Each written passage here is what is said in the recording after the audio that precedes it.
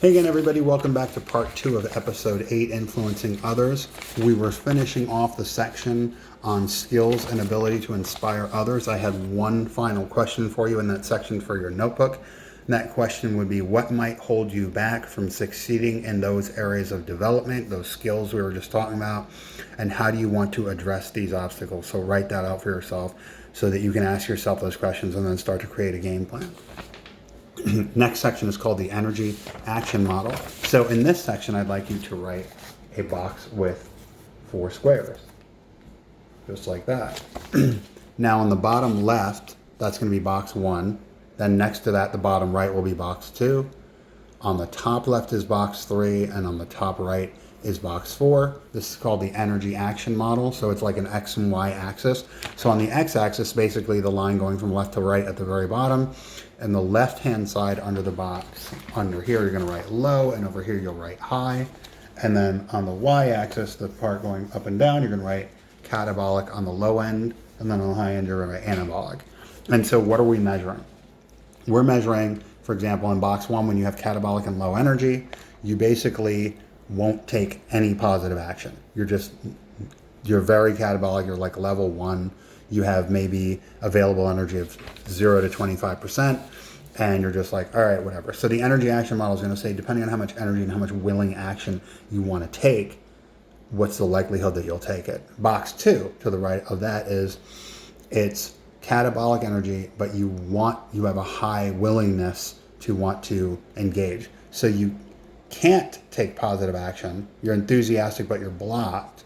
And your available energy is like 26 to 50%. We're going to get into why this model is important and how you can use this to model yourself and your behaviors for you and for others when you're trying to work together. So we're going to go up to the top left box. It should be the anabolic low box, number 3. And that means that you don't want to take action. You see the task as a have to. Your energy is like a 51% to 75%. So basically you're like low level of engagement, like, I know I can do this, I know I'm really good at it, but I really don't want to. It's like you're not satisfied with what's going on, even though you know your ability's there. And then the last box is the top right. It's box 4. It's anabolic energy and high level of engagement. This is where you're making a choice. You're saying, all right, I know I'm good at this. I'm choosing to do this.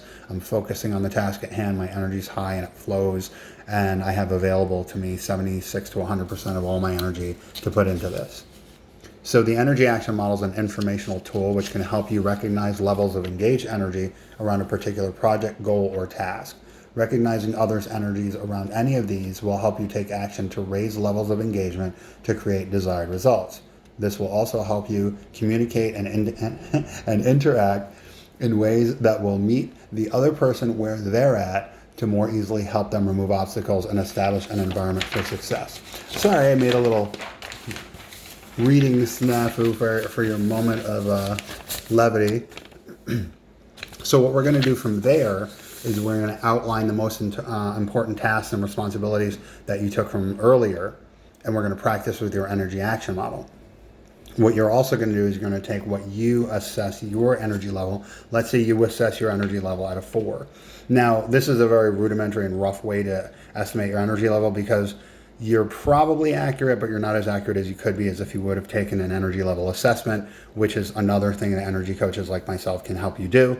And then you'll know exactly where your energy levels are, where your average energy level is. And you can say, all right, so if my energy level is, so going back to that energy action model, if it's low, like 1 or 2, you know you're catabolic on the low end of those 2 boxes.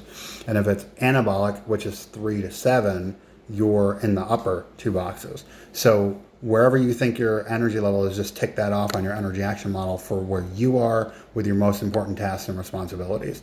That way you can start to see, oh, that's where I am with getting my marketing done, or that's where I am with talking to my spouse, or that's where I am in terms of being a public speaker or being somebody who's good at sales and negotiating. So estimate your task energy level with each item you listed and decide which box you're in. Again, that would be box 1 through 4. So this is then where you would work with your coach, with me, or you work on your looking at your notebook and saying, all right, how can I increase my buy-in? How can I move my energy from catabolic to anabolic. And we talked about that in previous lessons, how you can move your energy. So it's very simple when you work with somebody who knows about it, because we can talk about, where you want to go and what you think about it and how you're framing it, and if it's anabolic or catabolic and how you can get it there most simply. So you can write your own strategies for those action items, and you can start to create a pathway for yourself to say, oh, if I'm going to move my energy higher so I'm more engaged, if I can get things done, I can start to take these actions. And then once you can do that for yourself, you can help others move towards success. So high energy leaders create environments for success by being clear and by assisting and motivating others to remove catabolic thoughts, beliefs, and actions. High energy leaders also inspire others to create opportunity for success by accessing their high positive, constructive, and intuitive states. While becoming an expert in recognizing and coaching individuals through different energy levels takes time, you can work with your coach, which would be me in this case. So again, could be if you have a team and you say, all right, I want to learn how to do this for myself, I want to learn how to do this for my team. The best way to learn how to do that for yourself is, like I said, we could have a complimentary consultation. You could start to see what does it take for you to find out where your obstacles are and how you influence others and how you can move your energy to where you want it to be so you can get the results that you want. So we're going to do another task for you so that you have more to work on in terms of what you're up to. So in the following exercise, we're going to create a table, and I'll show you the table in a moment. In the table, you're going to choose a project, a goal, or a task in which others are involved. So it's team related, and you can write this down for later when you're either on a team or when you're leading a team, and then you can refer back to this. If you already have a team that you're working with, like if you have coworkers and you want to influence them, use this and try this out. So second step is we're going to identify the key individuals or groups of individuals who are part of the project. So that could be the team you're on, the team that reports to you, the teams that report to you.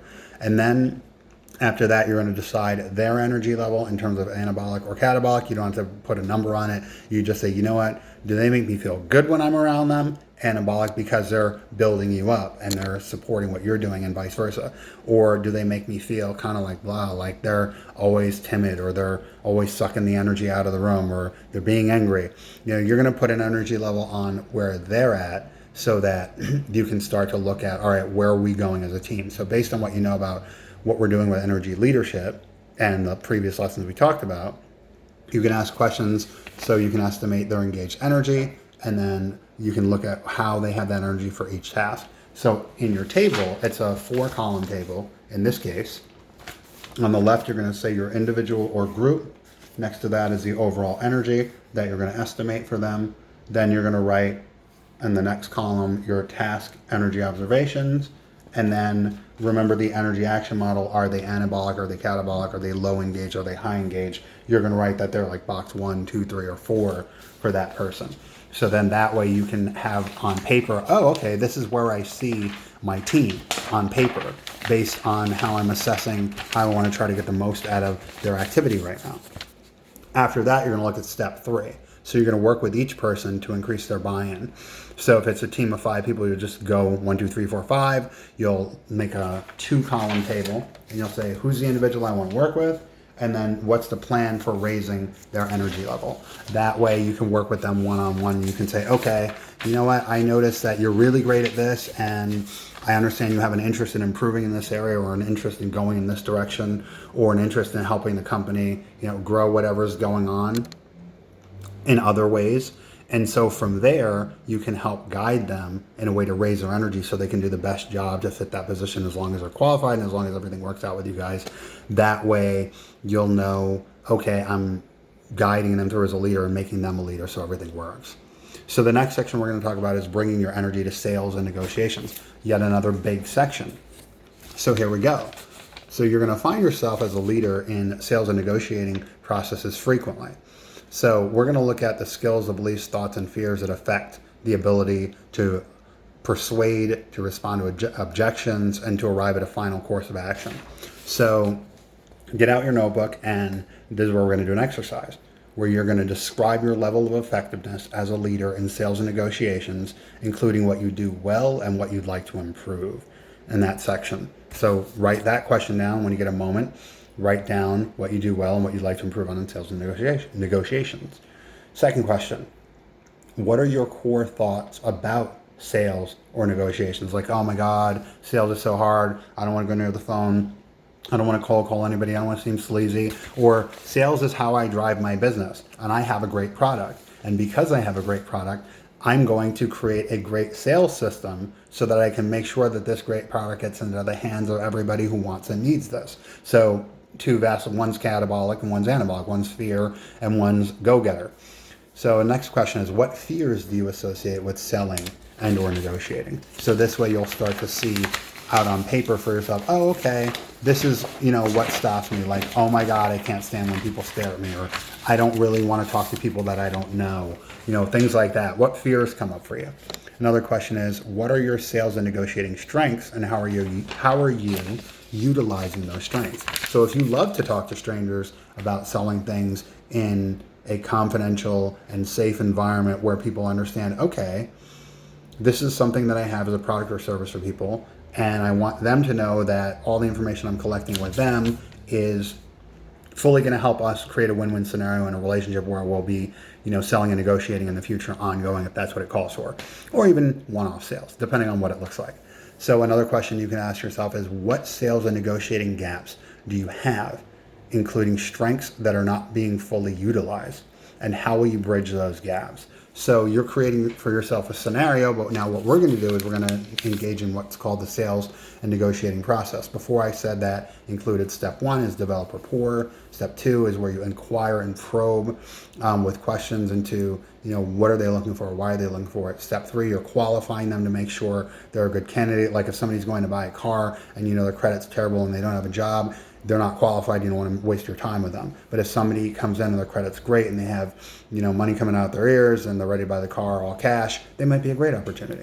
So the next section would be 4, ask key empowering questions in this process. 5 is ask for conditional commitment. And you're not asking them to fully commit, you're just basically, we'll get to that. You're asking them to conditionally commit based on, where they're at in the process. 6 is answer all their questions so that they'll know that it's a great fit for them and so that you'll know that they're a great client for you. And then 7 is closing the sale. So we're going to go through those in a little bit more detail, and I'll let you know how you can gauge where you're at. So in terms of high, medium, low, where are you with each of these sections? So in developing rapport, you want to use questions like, what are you currently doing for work? What did you do before that? What type of activities do you love to do? So you're basically just creating commonality between you. You're creating and establishing rapport and getting to know them, letting them get to know you a little bit. So when you look at your level of engagement when developing rapport, is your level of engagement high, medium, or low? Are you like really involved and ready to, know what's what and ask really great questions of this person? And for the client or the prospect, what's their level when you're asking them things to get in rapport with them? Because when you gauge, if you're high energy and they're high energy, you can match energy. If you're high energy and they're low energy, you can be high energy, but not be like off the wall so that they can't keep up with you. You can stay with them and understand, being in rapport might be a point that isn't the easiest, so you might want to take some more time in that department so that you can create really good rapport. The second is ask probing questions about the product or service. So you want to ask them probing questions about what made them contact you, what interested you enough to speak with us today, and then again, what's your level of engagement, high, medium, or low, and theirs, and then adjust to meet them where they're at. So if your level of engagement is low and they're really excited, you should find a way to get yourself amped up so that you can be on a level that's equal to them, so that you can create the maximum amount of influence by matching their energy, so you guys can see eye to eye. As long as that works for you. If it doesn't, you're probably not going to go through this process very smoothly in terms of how we're drawing it out. So the next section is 3 is qualifying. So after you've asked some questions, then you want to ask them something like, if this turns out to be the perfect choice for you, when would you be looking to take action? So you're not necessarily saying, hey, I want you to, accept my offer, or I'm making you an offer right now. You just want to find out if they're even willing to want to know more, and if it's even worth your while for you to get to know more. And then you want to look at your level of engagement in that, again, high, medium, or low, and look at their level of engagement in that high, medium, or low. This is something that you can practice and you can role play if you want to get better at sales and negotiating. This is also something that you can just remember in your mind. Hey, I have this process. and I can see if I'm engaged in a high manner, if they're engaged in a high manner. If I don't hit all the parts 1 through 7, so be it. So in that case, I'll see you in part 3 for the rest of and the wrap up of this section. See you there.